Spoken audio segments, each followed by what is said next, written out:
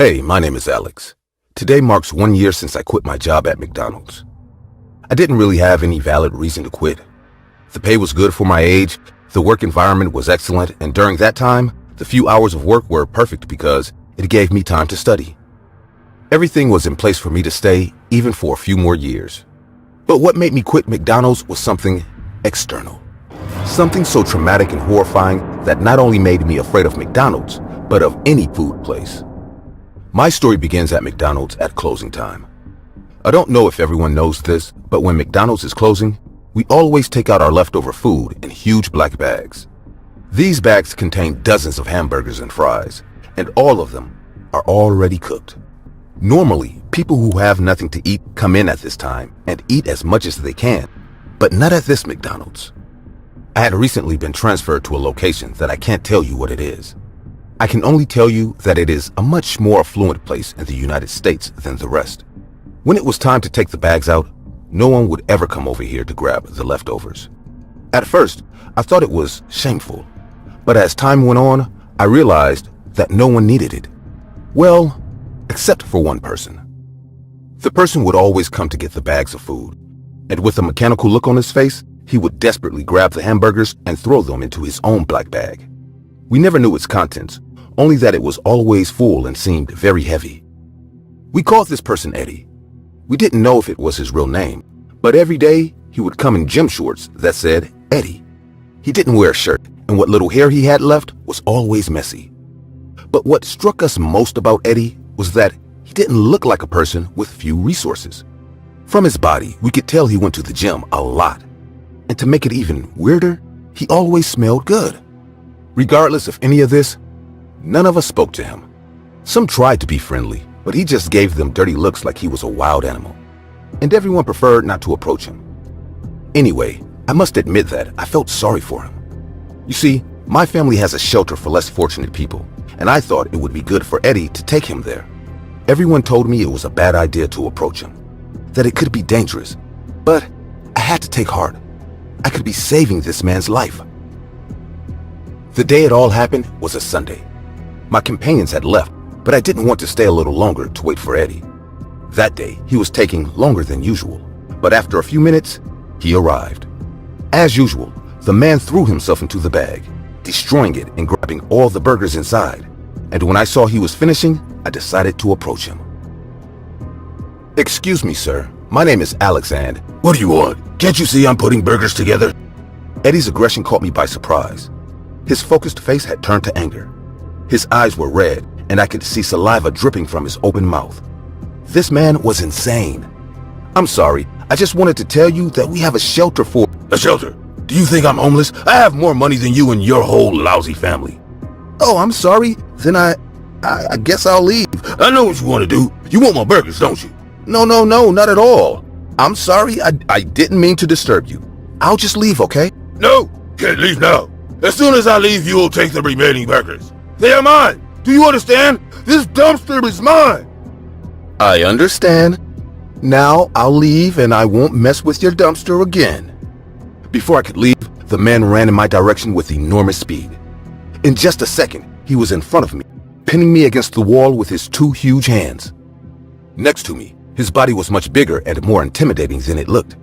I could tell he was almost 6 feet tall. I'll be honest, I didn't know how to react. I am not a person who knows how to fight. I never had to fight anyone, and there was no way I could take this giant of a man. I didn't know what to do to escape this situation, but it was Eddie who took the initiative. Eddie grabbed my body and started hitting it over and over again with the wall, and then threw me in the direction of the bags with hamburgers. "Hey, what the hell are you doing there? I knew you were nothing but a rat who wanted to steal my hamburgers." "But you threw me here." Blinded by anger, the man threw himself at me again.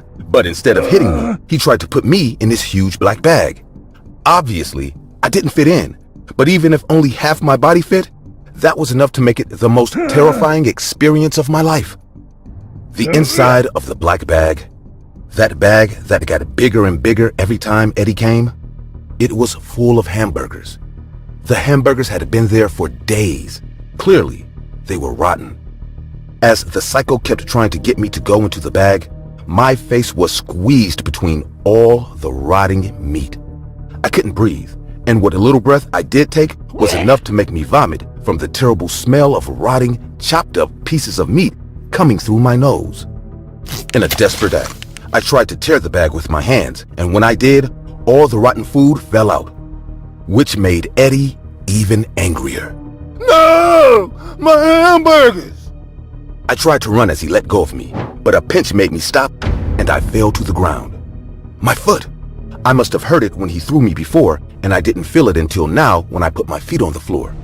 I tried to get up anyway and run, but Eddie was already looking at me again. There are burgers missing. You ate them, didn't you? Without letting me answer, he ran over to where I was and put his filthy hand in my mouth, plunging it as deep into my body as he could. Give me back my hamburgers! With the last of my energy, I used my fingers to squeeze his eyes, and he pulled his hand out of my mouth and cried out in pain. I scrambled to get away, but he didn't try to chase me. People were piling into the street to see what was going on, and because of this, he grabbed as many hamburgers as he could, gathered them in his arms, and ran as far away as he could. People piled up where I was, and after calling the police, an ambulance came for me. Now, I was safe. Slowly, my wounds healed, but the damage that person had done to me on a psychological level would stay with me forever. I never went back to McDonald's, but my coworkers told me that Eddie came back the next day to get more hamburgers, and the police took the opportunity to arrest him. As he told me, he came from a millionaire family. His parents gave him a house and sent him food and people to do things for him. They knew he had a mental problem, but they still gave him everything so they didn't have to take care of him. The justice system is still intervening in the case. I hope they can take him to a place where they can take care of him. But considering the money these people have, I don't know if this will really happen.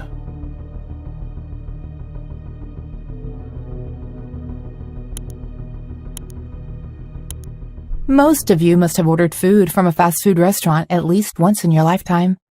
These days, it's done by food delivery apps. But back in the early 2000s, it was delivered by a person from the fast food restaurant chain itself. Today, I'm about to share an incident that happened with me and my father in the year 2006. Before I continue with the story, I'd like to tell you something about myself. I'm Yuri Kim. I was born in South Korea and moved to the U.S. with my father when I was 16.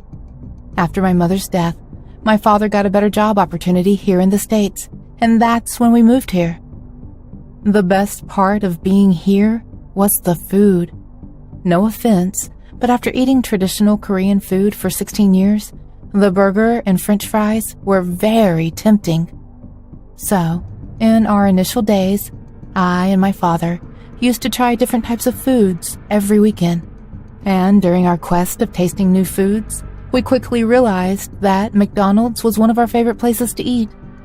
Not only was it cheap, but the different types of burgers, shakes, nuggets, and fries were delicious. Now that I look back at it, I feel extremely silly. However, even today, I sometimes sneak a burger just for nostalgia. The house we lived in was pretty close to downtown, so whenever we were too tired or just lazy to get out there and get our food, we used to order burgers, shakes, and fries from McDonald's. Usually, back in the day, the delivery people had specific areas of the town assigned to them. That means the guy who would deliver our order was the same all the time. Whenever he used to come to our home, he used to say, "Howdy, Kims," in a thick southern accent. One evening, Dad was late from his office. Hey, Yuri, do you mind ordering our usual from the McDonald's? I'm really tired, so I won't be cooking today. Sure. Do you want anything extra? Nay, the regular is good. Dad said, and then went to his room to freshen up. I sat there in the living room watching TV. When the doorbell rang after half an hour, I was expecting a knock following it and a "Howdy, Kims" in a deep southern accent. But that never came. This got me a bit worried. Yuri, darling, let me get the door. It could be anyone. Dad had walked out of his room and answered the door. A man stood there, wearing a McDonald's uniform and holding what seemed like our order. When he saw Dad, he said, Your order, sir. That would be $16.49. He was not much older than, to be honest, 19 at the most. He looked pretty cute too. If Dad wasn't there, I might have even asked him for his number. Thank you, boy. Dad said to the delivery boy, paid him, and then we settled on our table to eat our burgers, fries, and nuggets. That was odd. Usually, Sandro delivers our orders. Dad commented while eating. Maybe Sandro does not work there anymore. Or it could be that this guy is covering for him this one time, I suggested. Possibly. Maybe next time when Sandro comes, we can ask him about it. With that, we continued eating our food. A few minutes later, our doorbell rang, and a knock followed, and a deep voice said, "Howdy, Kims," in a southern accent. For a second, Dad and I exchanged a weird look. Seems like there was confusion. Dad said. We opened the door, and a short, smiling man stood on our steps, wearing a McDonald's uniform and holding what appeared to be our order. Was wondering when we'd meet again. Sandro said. Hi, Sandro. I think there has been a mistake. Dad said. You see, we received an order a few minutes ago. We have already eaten more than half of it. How's that possible? I just got here. I know I'm a bit late, but that's because we are seriously understaffed. Well, maybe the girl who took our order may have messed up and sent the two people with the same order to the same address. That's possible. Cindy is a bit lousy. She could have done it. No problem, fellas. I can take this back. You guys have a good night. With that, Sandro drove off. Dad and I were both too tired that night, so instead of informing the McDonald's employees about the mistake they had made, we decided to talk to the manager some other time. That night, I thought about that cute delivery boy and ways in which I maybe could meet him again, away from the watchful eyes of my father. Even though there were a few social media sites back then, I was on none of them, so stalking the cute McDonald's employee on social media was out of the question. However, the McDonald's was just a few blocks away. I knew most of the employees there, so if I asked them about the boy, they would surely help me, right? So with a concrete plan in my mind and a warm feeling in my heart, I slept like a baby that night. The next day, I walked into the McDonald's after school and first of all told Cindy how she had messed up, which she of course denied. Then I went to a counter and asked the lady about the delivery boy I wanted the information on. To my delight, she turned out to be the manager's wife and a hopeless romantic. So in order to help me, she showed me the employee photo that they took every year. She told me that most of the employees were steady, so there were chances that my mystery boy would probably be in last year's employee photo. The woman scrolled through her phone looking for the photo, which was super difficult as there were no touch phones back then. She was pressing a zillion buttons on the little thing she called her phone, and I grabbed a large chocolate milkshake. Finally, when I had reached the bottom of my milkshake, the woman approached me, smiling. "Hey dear, here's the photo you were looking for. Just point out the guy and I will give you his number." I immediately spotted him. The same shy smile I had seen him give my dad last night. "Here, that's him."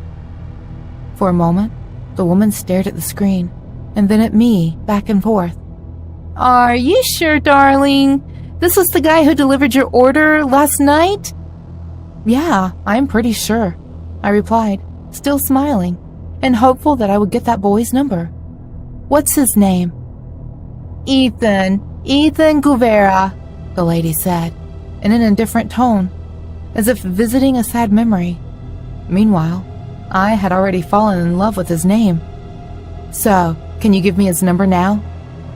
"Well, I can, but honey, it's useless. You might want to sit for this," she said. "Why? What happened?" "I don't know any soft way to say this, but Ethan is dead. He passed away last year, shortly after this picture was clicked. A car accident while delivering an order. He was a good kid. What? You are kidding, right? I literally saw him yesterday. You can ask my dad. He saw him too. Honestly, I don't know what to say to you, darling. I don't know what you saw yesterday, but I can assure you that boy has been 6 feet deep for over a year. I had no way to process the information, so I just ran home and locked myself in the room. We literally ate the food that Ethan delivered. How could he not be real? At least I had an internet connection, so I did some digging and found a news article with Ethan's picture describing the accident that killed him. Apparently, it was a big thing. A drunk truck driver had crashed into his car and killed him on the spot. This means the boy I saw that night was indeed a ghost.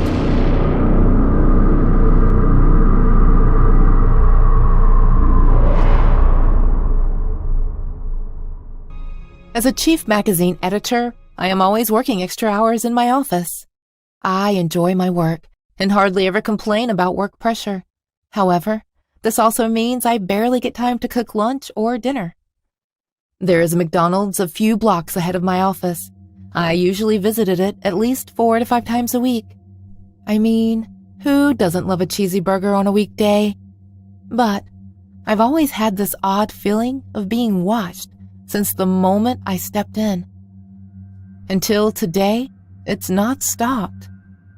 So, it all started 3 years ago when I took up this position. I knew it was going to be a demanding role, but it promised the professional exposure I wished for. I still remember the first time I walked through the double doors of the McDonald's. The distinct smell of freshly brewed coffee, cheeseburgers, and a set of eyes followed me throughout the room. I ordered my food and sat at the last table beside the window, looking at the hustle and bustle of the street while I enjoyed my snack. Sometime later, I was sipping my Coke when the hair on the nape of my neck rose, and I felt the weird stare again. From the moment I entered the McDonald's, I felt as if someone was keeping a watch on me. For the first time, I scanned the store and spotted an old, creepy-looking man sitting on a table near the fire exit. He was not eating anything, just sitting at the table and staring at me. He never blinked, just stared straight at me. His eyes were red and had dark bags under them. It looked as if he had not slept in days or had a hangover. However, nothing seemed to faze him. He just kept looking at me, following my every move. I was a bit spooked, but tried to ignore the whole ordeal with the man. Soon I finished and walked up to the exit. He followed me with his eyes and gave me a creepy smile as I stepped out of the door. A few days later, when I went there again, I was immediately greeted with his creepy stare. No doubt, the man was sitting at the same table scanning me with his eyes and keeping an eye over my every action. I ignored it, ate my food, and left quickly. Just as last time, he smiled at me, displaying his rotten, crooked teeth, but this time, he waved at me. Spooked, I moved out as quickly as I could and sped walk to my office just in case he followed. But he never did. Later that week, when I went to grab a bite again, the man was sitting at his usual table, staring at me and smiling. I knew this was odd, so I approached the girl at the counter and pointed at the man and asked about him. To my utter surprise, the girl looked at me funny and said in a very plain tone that the table was empty and no man was sitting there. I was certainly very shocked, but kept my cool and described the man. I asked her if a person with a similar appearance had visited the store ever. The girl said no and took my order. The worst part was, while I was conversing with the girl, the man was sitting at the table and smiling his creepy smile at me. It felt as if he was amused by my panic. I was stressed and scared. It was confusing. Only I could see the man and the girl on the counter couldn't. I blamed it on stress and the lack of sleep. I collected my order and decided to eat it in my cabin. When I stepped out of the door with my purse and food in hand, the man smiled, waved, and winked at me. Every time I walk out, I felt like he did something more. It scared me, and I decided not to visit the place for a while. A few weeks passed, and the incident at McDonald's had totally flown out of my mind. It was late, around 9 in the evening, and I was driving my car out of my parking lot when I spot the same man standing across the street. At that moment, all I could think about was getting the hell out of that deserted parking lot. The man stood there and looked at me with a creepy expression. A ton of questions ran across my mind, but I had no time to find the answers to any of them. My whole body was in flight mode as I drove past him straight home. Once I was settled in, my mind was going round and round about all the possibilities. Had he followed me to my office? Did he know any of my personal information? Why was he following me? Did he know where I lived? And more importantly, why was I the only one able to see him? It was all so scary. I again thought this was a side effect of my busy schedule and stressed lifestyle. Before I saw a doctor, I decided to take a few days off to relax and calm my mind. Over the next few days, I spent my time cooking, reading, going to the park for walks and relaxing. Not once did I spot the man on my week off, and I was convinced that I was seeing things due to stress. However, it all changed the night before the day I was supposed to get back to work. I was sipping tea on my balcony when, on the sidewalk, right in front of my home, stood the creepy man from McDonald's. I was shocked and scared to death. The teacup slipped out from my hands, and I ran inside, shutting all the windows and blinds. I turned off all the lights and decided to peek out to check if he was still there. When I looked out, the sidewalk was empty. There was no sign of the man. The next day, I decided to visit the McDonald's again to confront the man myself, as I was certain he would be there. When I entered the place, his usual table was empty, and the manager of the store was standing at the counter. I approached him and narrated the incident. After hearing my story, the man revealed a shocking truth that cracked the floor beneath my feet. Mr. Dudley, the manager, told me what had happened in the McDonald's a few years ago. He said, "When this place was newly opened, we had a few factory workers visit us regularly for lunch. The man you described was one of them. One afternoon during the lunch rush, we had 3 masked men come in and rob this place. The workers tried to unarm the masked robbers, but by the time the cops were called, one of the robbers had shot this man, and he died on the spot. It was a hit-and-run case. The masked men were never found. The worker never got his justice. Many customers before you had claimed to see the man smile and follow them around." I had no idea what to say to him. What should I do, Mr. Dudley, for the man to stop following me? "Honestly, I don't know what you should do. The people who had claimed to see the man never visited here again, so I know nothing of this matter or what happened to them." The spirit of a dead worker was following me. It seemed to get one step closer every time I saw it. What do you guys think I should do? Why did the spirit choose to follow me? What must have happened to the people before me? And most importantly, how will this end? As it still follows me, I sometimes see it in the lobby of my office, in the park, below my window, and many other such places. What should I do to make it stop?